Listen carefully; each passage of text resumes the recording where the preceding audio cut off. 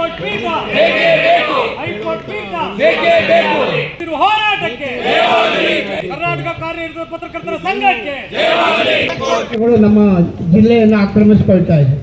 ಆದರೆ ಬೇಕಾಗಿದ್ದು ಮಾತ್ರ ನಮಗೆ ದಕ್ತಾ ಇಲ್ಲ.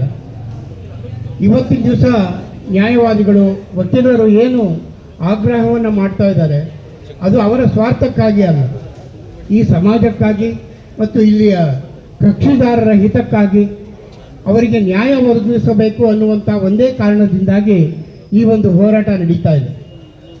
ಈ ಹೋರಾಟ ಎಷ್ಟು ಮಟ್ಟಿಗೆ ಒಳ್ಳೆಯತನದಿಂದ ಕೂಡಿದೆ ಅಂದರೆ ಸಮಾಜದ ವಿವಿಧ ಸಂಘ ಸಂಸ್ಥೆಗಳು ಸ್ವಯಂ ಪ್ರೇರಣೆಯಿಂದ ಈ ಒಂದು ಹೋರಾಟಕ್ಕೆ ಬೆಂಬಲವನ್ನು ಸೂಚಿಸ್ತಾ ಇದೆ.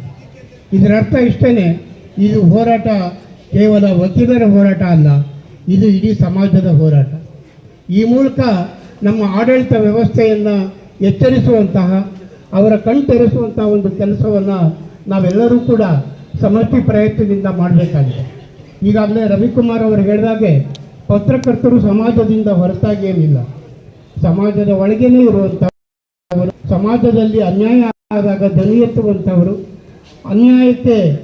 ನ್ಯಾಯಕ್ಕೆ ನ್ಯಾಯ ಒದಗಿಸುವಂತಹ ನಿಟ್ಟಿನಲ್ಲಿ ಪ್ರಾಮಾಣಿಕ ಪ್ರಯತ್ನವನ್ನು ಮಾಡುವಂಥವರು. ಹಾಗಾಗಿ ಈ ಒಂದು ಹೋರಾಟಕ್ಕೆ ಕರ್ನಾಟಕ ಕಾರ್ಯನಿರತ ಪತ್ರಕರ್ತರ ಸಂಘದ ಜಿಲ್ಲಾ ಶಾಖೆ ತನ್ನ ಪೂರ್ಣ ಬೆಂಬಲವನ್ನು ವ್ಯಕ್ತಪಡಿಸಿದೆ. ನಮ್ಮ ಎಲ್ಲ ಸದಸ್ಯರು, ಪದಾಧಿಕಾರಿಗಳು, ಕಾರ್ಯಕಾರಿ ಸಮಿತಿ ಸದಸ್ಯರು ಇದರಲ್ಲಿ ಪಾಲ್ಗೊಂಡಿದ್ದಾರೆ. ಈ ಹೋರಾಟ ಇಲ್ಲಿಗೆ ನಿಲ್ಲೋದು ಬೇಡ, ಕೇವಲ ಒಂದು ಘೋಷಣೆ ಹಾಕಿ ಇದನ್ನು ಮುಗಿಸೋದು ಬೇಡ.